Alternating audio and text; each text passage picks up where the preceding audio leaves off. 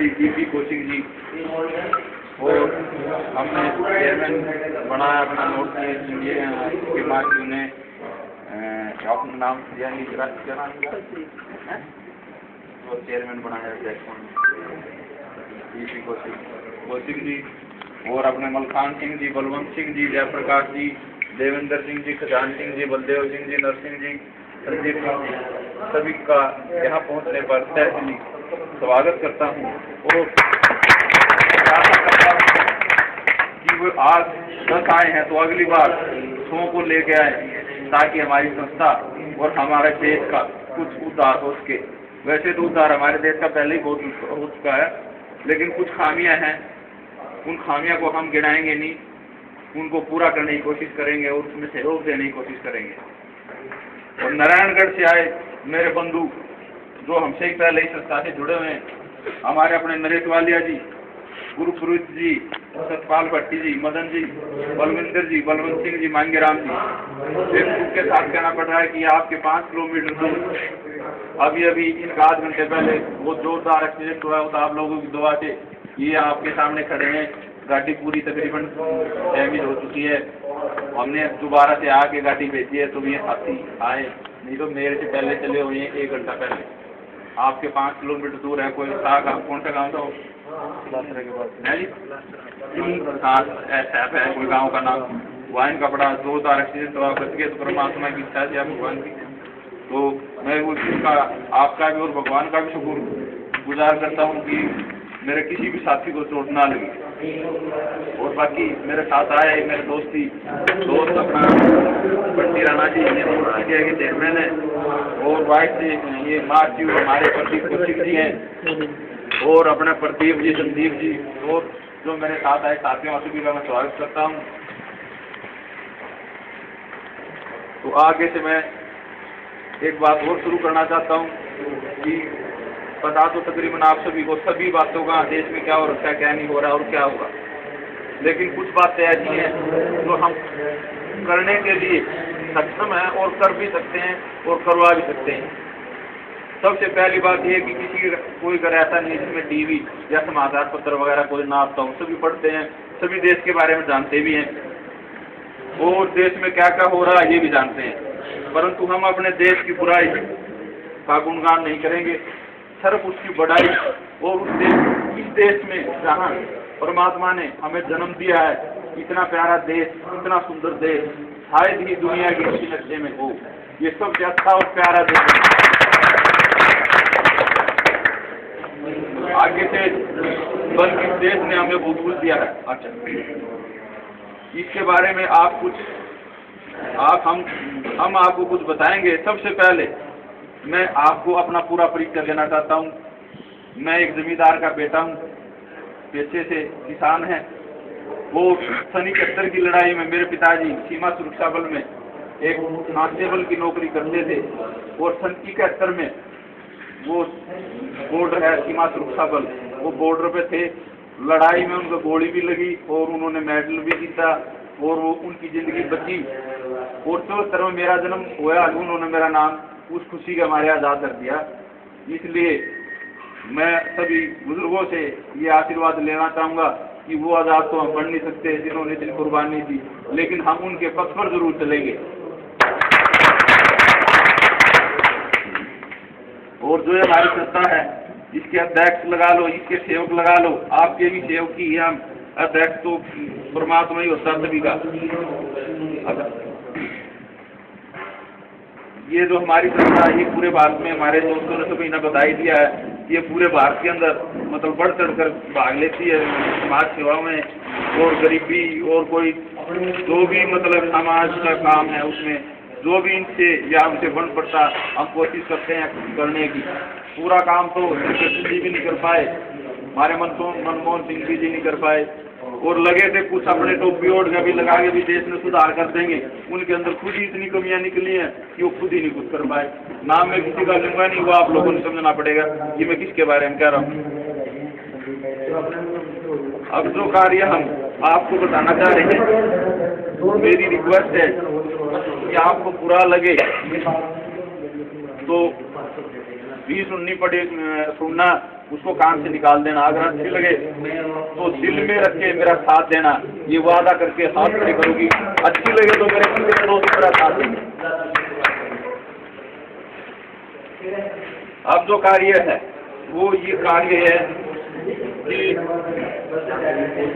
हमने सोच समझकर एक फैसला लिया है कि इस धरती पर बहुत से वीर पुरुषों ने जन्म लिया और उन्होंने हमारे देश को आजाद करने के लिए, जैसे महात्मा गांधी जी हैं, उन्होंने बगैर लड़ाई लड़े देश को इतना सहयोग करा कि आजादी तक हमें पहुंचाया। कहावतें तो सबकी अपनी अलग अलग है, कोई कुछ कह दे कोई कुछ कह दे, लेकिन नहीं, उन्होंने सहयोग दिया है और सहयोग आंदोलन भी चलाया है। बाकी दिलावर क्रांतिकारी भी हुए हैं, जो नीड देश के ऊपर मर मिटने वाले शहीद भगत सिंह, राजगुरु चंद्रशेखर आजाद, और सबसे पहले हमारे देश के शिक्षा मंत्री बने थे अब्दुल कलाम आजाद। उन्होंने भी देश की क्रांति में बहुत बड़ा भाग दिया था, योग दिया था और बलिदान दिया था। पंडित जवाहरलाल नेहरू जी हमारे प्रथम प्रधानमंत्री रहे, उनके साथ ही वो शिक्षा मंत्री थे। कोई मेरे से छोटी मोटी भूल हो तो मैं आपका बच्चा हूँ, वो आपका दोस्त हूँ, मुझे माफ करना है। अच्छा, एक उनमें से इनके हेड थे शहीद भगत सिंह के, राजगुरु के, उनके हेड का नाम था चंद्रशेखर आजाद। उन्होंने कसम उठाई थी कि अंग्रेज जो हम लड़ाई जो लड़ेंगे, मान लें अगर आज हम कुछ क्राइम करेंगे तो पुलिस तो पकड़ेगी कलम, तो उन्होंने भी कसम उठाई थी कि अगर हम अंग्रेजों को दौड़ाएंगे और अपने देश को आजाद करवाएंगे, इन लाल पटियाले ने पकड़ने तो हम हैं, और पकड़ने के बाद फांसी भी देंगे और हमें तकलीफ भी देंगे और यातनाएं भी देंगे। लेकिन उन्होंने कसम उठाई थी कि देश आजाद करवाने में सहयोग दूंगा और किसी अंग्रेज के हाथ नहीं आऊंगा। चाहे अंग्रेज पलटन पूरी मेरे पीछे लग जाए, मैं कभी उनके हाथ नहीं आऊंगा। और ये उन्होंने सच करके दिखाया। वो एक बार इलाहाबाद में किसी पार्क में बैठे होते, किसी गुप्तचर ने या किसी मुखबिर ने सूचना दे दी कि चंद्रशेखर आजाद जी आज वहाँ फलाने पार्क में बैठे हैं और आप उनको जाकर दबोच लो, पकड़ लो, उसका वादा भी टूट जाएगा और उसकी गर्मी भी दूर हो जाएगी। और उन्हें देख लिया कि भाई चारों तरफ से अंग्रेजों ने घेर लिया, लेकिन उन्हें हिम्मत नहीं आ रही। जितनी देर उनके पास अगलों को मारने की हिम्मत थी, मारता चला गया। जब यूं देख लिया भाई पिस्टल में गोली बची है, वादा कराया था वही वादा भी निभाना पड़ेगा, तो उन्होंने अपनी कनपट्टी पे गोली अपनी पिस्टल के साथ अपने आप को खुद खत्म कर लिया था। ये चंद्रशेखर आजाद की कहानी है। किसी भाई ने को पढ़ा लिखा हो तो वो जान सकता है और समझ सकता है। हम उनके नाम पे तालियां बजाते हैं। बनो तो चंद्रशेखर आजाद जैसे बनो, और नशे मुक्ति से थोड़ा बच के चलो, वो भी हमारे ही जैसे थे।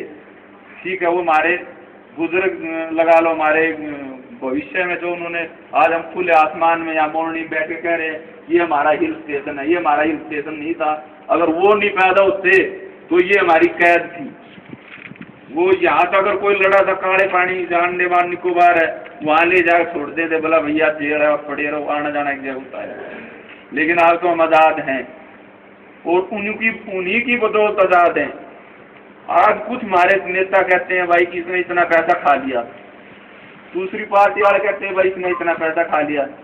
मैं उनकी बुराई नहीं चाहता हूँ, ना अपने जैसे मर्जी करा, बाकी गुणगान हमारे दोस्तों ने बहुत किया, लेकिन मैं इस विषय से कोई इत्तेफाक नहीं रखता। कोई मेहनत कर रहा, कैसे कर रहा कैसे नहीं कर रहा, वो उसका अपना काम है। वो पैसा उन्हें यहाँ सेफ नहीं लगा, दूसरे देश में ले गया, वो उनका काम है। हमारी गवर्नमेंट उन्हें पकड़ गया, बोला मैं रामदेव बाबा जी कह रहे हैं कि मैं उनको पकड़ कर ले आऊंगा। मैं एक गारंटी देता हूँ, कोई मेरे को लाख रुपए दे दे और मेरे पीछे लग ले, 50,000 इसमें देगा, वो बच जाओ, 50,000 मेरे काम आओगे। मतलब कहाँ तक रामदेव बाबा वो पीछे ला के गरीबा बांट देगा।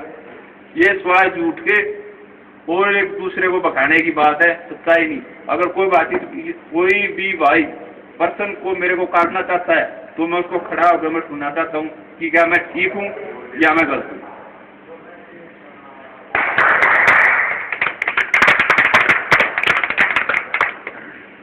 और अगला हमारा क्या कदम है, ये बात तो चलो जो भी है, कोई जैसे सब जाने, परमात्मा जाने उनका क्या मकसद है क्या नहीं है।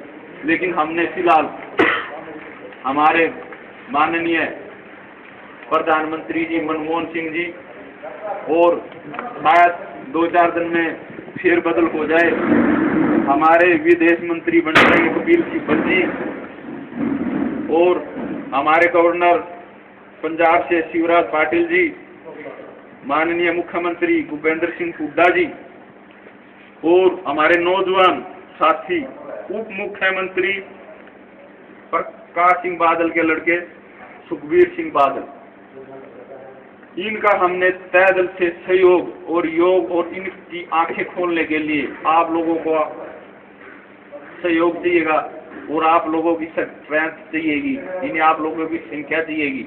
हमने उनसे रिक्वेस्ट करके 20 साल पहले एक हमारे देश के लिए राह का सिपाही श्री सरबजीत सिंह, जो आज 20 साल से ज्यादा पाकिस्तान की फैसलाबाद पाकिस्तान की जेल में पड़ा हुआ, मतलब छिड़ रहा है, उसका कोई वो नहीं है। भी कोई भी देशवासी, मैं सोच रहा हूँ मैं वहां तक पीछे ले लूँ, ये कह रहे भ्रष्टाचार मिटा दूं, जिन्हें मैं चाहता हूँ कि एक हमारा भाई दूसरे देश में पड़ा है, उसके लिए मैं क्या कर सकता हूँ, और वो मैं जब कर सकता हूँ जब आप लोग मेरा सहयोग देंगे, ये सरकार की आंख खोल लेंगे। अगर इन्होंने हमारे को मंजूरी दे दी तो ये मेरा दिली फैसला है और आप लोगों के सहयोग से है। मैंने अटारी बॉर्डर पर धरना रखना है, ना मैं किसी पार्टी की खिलाफत करूंगा, ना मैं किसी काले धन के बारे में बात करूंगा। मैंने सिर्फ बात करी है श्री सरबजीत के बारे में, वो हमारे बड़े भाई मान लो 20 साल से जेल के अंदर हैं, जो वहां पड़े हैं। हम तो कम से कम खुले हैं, घर जाके खा सकते हैं, सो सकते हैं। उसकी 2 बेटियां हैं, एक बहन है जो भटकती फिर रही है, वो कभी यहाँ जाती है कभी वहां जाती है। आप नौजवानों से एक ही रिक्वेस्ट है कि आप मेरा सहयोग दें। आपको धरने का टाइम भी बता दिया जाएगा, धरना हर हालत में दिया जाएगा, चाहे हमें सफलता मिले या ना मिले, हम धरना देंगे और सरबजीत जी के लिए। इन्हीं बातों के साथ मैं आप सभी को जय हिंद जय भारत कहता हूँ। आपका बच्चा हूँ, बुजुर्गों, अगर कोई गलती हो तो माफ करना, लेकिन मेरा सहयोग जरूर देना, घर जाके भूल नहीं जाना। धन्यवाद प्रियंका जी, आपका फैसला ये मोरनी की जनता ने कबूल किया है। मोरनी ही नहीं, पूरे हिंदुस्तान से सैकड़ों की संख्या में वहाँ आपके साथ लोग जाएंगे, ये हम आपको विश्वास दिलाते हैं। और सरबजीत की रिहाई हो ना हो, आपका धरना जरूर सफल होगा, और आपका धरना सफल होगा तो उसकी रिहाई भी जरूर होगी। आपका फैसला बहुत बढ़िया उचित फैसला है। वो राह का हमें मालूम है, वो राह का सिपाही था, पकड़े जाने के बाद गवर्नमेंट किसी को नहीं पूछती, ये सही है। सरबजीत एक राह का सिपाही था, हमारे इंटेलिजेंस का सिपाही है वो 20 साल पहले पाकिस्तान में गुप्तचर विभाग में पकड़ा गया था। और आज सही है कि उसकी 2 लड़कियां हैं, उसकी एक बहन यहाँ भारत में घूम रही है। उन्हें लोग राजनीतिक फायदा उठाने के लिए तो उनका साथ दे रहे हैं, लेकिन दिल से उनके कोई साथ नहीं है। आपका फैसला उचित है। और मोरनी ये पढ़े लिखे लड़कों की तरफ से तो मैं विश्वास दिला सकता हूँ, क्योंकि वे मेरे खिलाड़ी हैं, कि आपके साथ अटारी बॉर्डर जाएंगे। बस सर मैं एक रिक्वेस्ट और करना चाहता हूँ, ये हरियाणा का भी पहला नंबर कॉन्स्टिट्यूंसी हल्का है और हमारा पहला ही हिल स्टेशन है, और पहले हिल स्टेशन से ही हमारी पूरी संस्था का ये वादा है कि आज से ही ये कार्यक्रम हमारा शुरू है, और जब तक हम उसको लास्ट सिरे तक ना पहुंचा दें तब तक हम नहीं रुकेंगे, ये हमारा वादा है। जय हिंद जय भारत। जी सही कदम ये है काम करने वाला, जो हमारा एक सिपाही जिसने देश की रक्षा के लिए, देश के लिए पाकिस्तान में गया था, वहाँ की इंटेलिजेंस से वहाँ की जो सूचनाएं एकत्रित कर उसने भारत भेजी, और वो पकड़ा गया और सरकार ने उसकी सुध नहीं ली। ये संस्था का जो फैसला है, इसका मैं तहे दिल से स्वागत करता हूँ। मुझे बड़ी खुशी हुई कि आपने ऐसा फैसला लिया, हम आपके साथ हैं। और रही बात अब नियुक्ति पत्र की, नियुक्ति पत्र मोरनी में जो हम देंगे वो सर्वप्रथम श्री डीपी कौशिक जी को यहाँ आके नियुक्ति पत्र देंगे, चेयरमैन मोरनी। बहुत बहुत